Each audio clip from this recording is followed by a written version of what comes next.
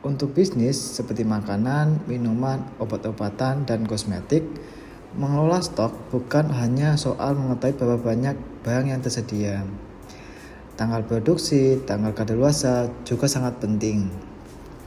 Bayangkan Anda memiliki satu SKU yang sama, tetapi stoknya berasal dari beberapa waktu inbound dan memiliki tanggal kadaluarsa yang berbeda. Kalau stok yang masa berlakunya paling dekat tidak diprioritaskan untuk keluar lebih dulu, stok tersebut bisa tertahan di gudang dan akhirnya kadaluarsa.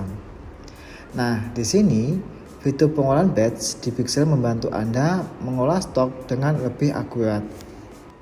Sebelum masuk ke cara menggunakannya, mari pahami dulu apa yang dimaksud dengan batch.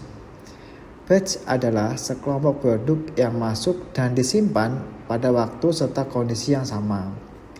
Setiap batch memiliki nama unik, sehingga stok yang masuk pada waktu berbeda dapat dibedakan dengan mudah.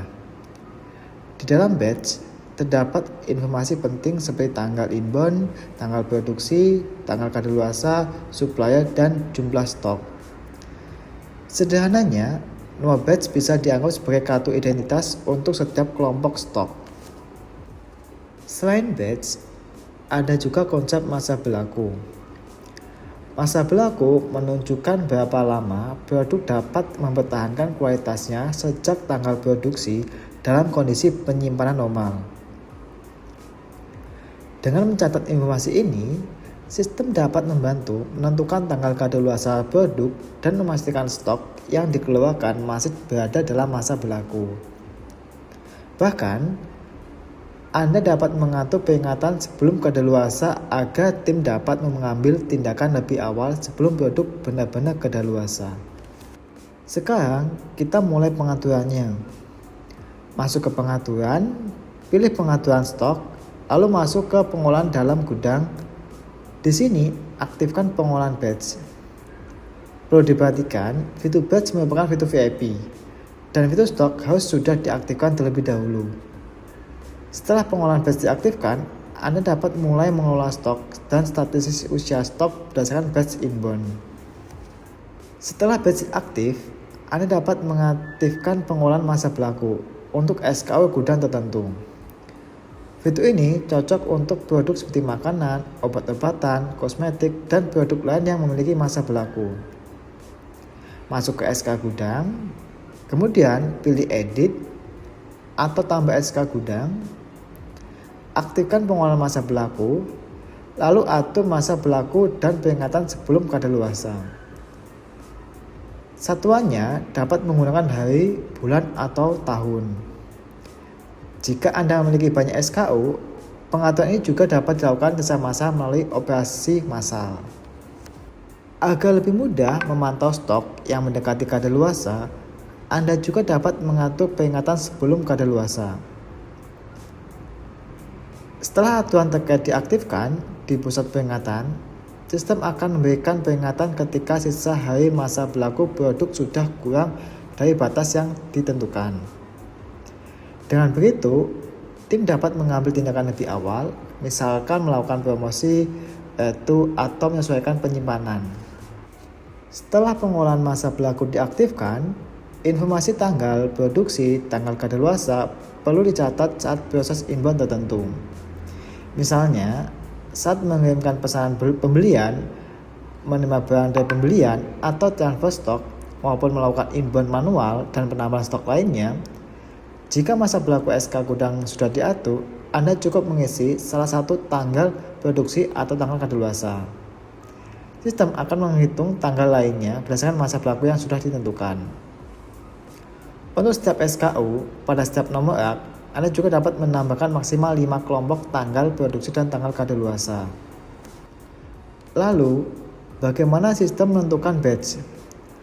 Dalam satu operasi inbound yang sama, jika SKU, tanggal produksi, dan tanggal kadaluarsa semuanya sama, maka sistem akan membuat batch yang sama. Namun, jika salah satu informasi berbeda, sistem akan membuat batch yang berbeda. Dengan aturan ini, stok dengan tanggal produksi dan tanggal kadaluarsa yang berbeda dapat dikelola secara terpisah. Salah satu manfaat penting dari pengolahan batch adalah pengaturan urutan penguncian stok. Untuk batch yang memiliki tanggal kadaluarsa, sistem menggunakan prinsip FIFO, first expired, first out. Artinya, batch dengan tanggal kadaluarsa paling awal akan diprioritaskan. Jika tanggal kadaluarsanya sama, sistem akan melihat waktu inbound batch. Jika waktu inbound juga sama, sistem akan menggunakan urutan nomor batch. Sedangkan untuk batch yang tidak memiliki tanggal kadaluarsa, sistem menggunakan prinsip FIFO, first in, first out. Setelah batch aktif, informasi stok juga menjadi lebih detail. Anda dapat melihat stok SKU di seluruh gudang, stok pada nomor rak tertentu, serta jumlah stok berdasarkan masing-masing batch. Jika fitur manajemen stok belum put away juga digunakan, Anda dapat melihat stok batch berdasarkan nomor rak. Dengan tampilan ini, Anda dapat mengetahui bukan hanya berapa banyak stok yang tersedia, tetapi juga stok tersebut berasal dari batch yang mana. Selain mengelola jumlah stok dan masa berlaku, Anda juga dapat mengelola modal batch. Karena batch yang berbeda dapat memiliki harga modal yang berbeda. Pengolahan modal berdasarkan batch membantu menghasilkan penghitungan biaya yang lebih presisi. Pemberian modal batch dapat dilakukan langsung dari daftar melalui operasi batch maupun menggunakan fungsi import. Untuk membantu memantau kondisi stok, Bigseller juga menyediakan laporan usia stok. Anda dapat melihat distribusi usia stok berdasarkan SKU dan gudang. Secara default, rentang usia stok terdiri dari 0 sampai 30, 31 sampai 60 hari, 61 sampai 90 hari, dan lebih dari 90 hari. Selain itu, riwayat perbarui stok batch membantu Anda melacak perubahan stok pada tingkatan batch. Jadi, ketika terjadi penambahan atau pengurangan stok, Anda dapat melihat riwayat perubahan berdasarkan batch tersebut.